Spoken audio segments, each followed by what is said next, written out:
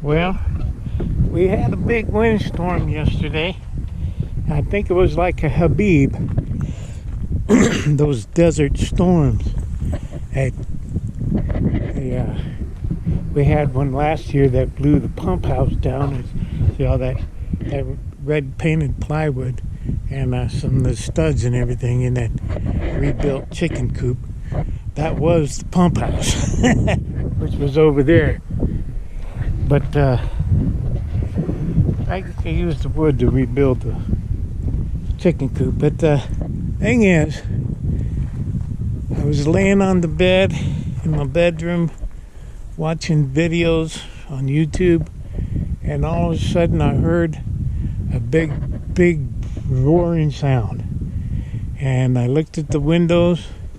The windows weren't exactly rattling, but buck, buck, buck, buck, buck, buck. Look at it. Buck, buck, buck, buck, buck, buck. The windows weren't exactly rattling, but they were close to it, and I could see through the blinds that there was a lot of dirt flying. So I knew something was up, and then Rhonda started hollering about a telephone pole going over. Well, that one right there was almost on the ground, and another one over there, it was leaning a little bit. I think that one was leaning. It still is leaning. I don't think they did anything to that, but there was a truck there too last night. Anyhow, I came out and was on the phone talking to Nevada Energy Company, and I was standing right about here. I was standing right here talking about that telephone pole, and Rhonda was just, a chicken got out. Well, the wind had blown this, pulled this right out. The door was open, and I guess there was one of the roosters and a hen was starting to come out, and she hollered at them, and they went back in. But yeah, that pulled right out. So I had to go with my old baling wire solution. Anyhow,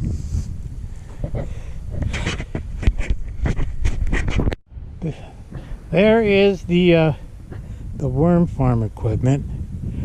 A couple of days ago, I went to put some ground up things that you can feed the worms. Different table scraps. But there was also a bag of watermelon rinds that had been sitting on the counter in the kitchen for a couple of days. And when I opened, look at that. When I opened the bag, there was it smelled like watermelon wine, but I put it in anyway. Well, the next day when I checked on my worms, the ones that I could see had turned white, and when I picked them up, they just looked like mush. So yesterday I looked again, and I couldn't find but one worm that looked like it was alive.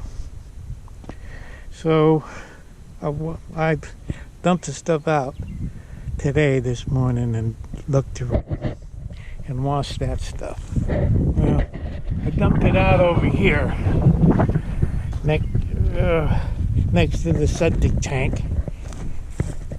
Of course, there's the septic tank cleanup look. Anyhow, I couldn't find a single worm in there. You can see the mold. There was mold on there this morning. That white stuff is mold. Every tray had mold on the top. Well, I dumped them out and a single worm. Well, I was kind of disappointed, but I washed the equipment, and I thought, well, I can do it again, but Rhonda thinks it's a waste of money to try to grow worms now. Well, that worm farm equipment was not cheap. Might look cheap, but it didn't. It cost a pretty penny. Let's just say it was over $150. And that's not including the stainless steel pot right there, because that was from Walmart. We bought that the other day. Okay. Well, I may or may not try again.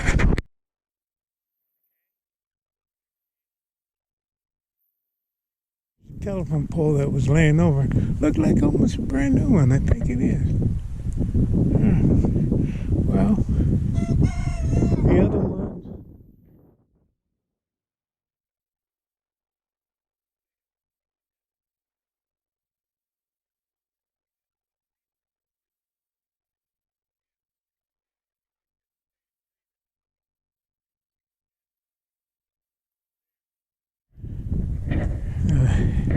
That one doesn't look like a new pole, but that one certainly looks new. Yes. Anyhow.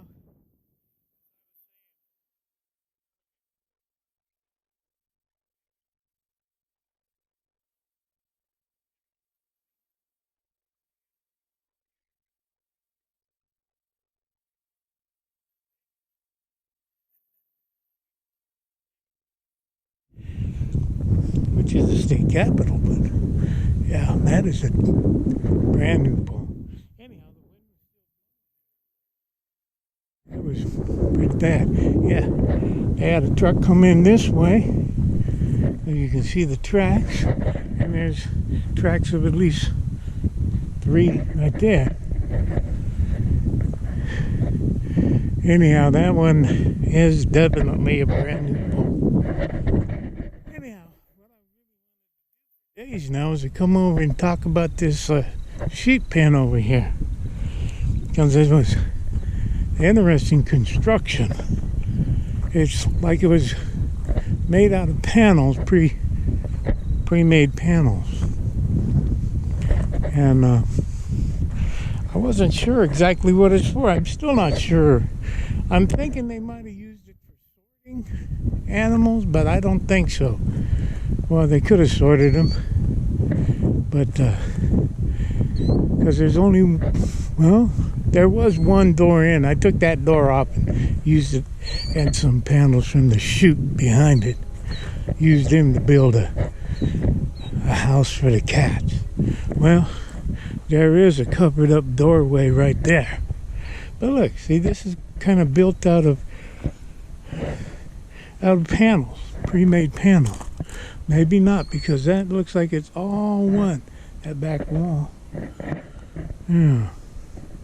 Anyhow, I don't know exactly what they used it for, but it could have been for shearing sheep. And the reason why I think this was a sheep ranch or station or whatever was because of the bones I've been finding out here. Anyhow,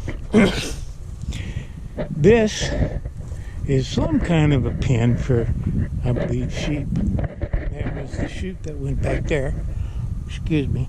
Old man. Any of you young people watching this will find out when you get older. Anyhow. Yeah, maybe it wasn't. Well, definitely that was 2 separate panels, 3 panels right there. And of course I used some of these old panels that were here and that door on the other side. The Coors, they were drinking beer. Maybe that is 2. No, because those 2 plywood wind up in the same center post. So, yeah, definitely. You know, it reminds me of sheepfolds in the Bible. They had little pens like this out in the field built of rocks. Sheep in the sheepfold. Doorway to sleep, and he'd guard his sheep. Well, David did that.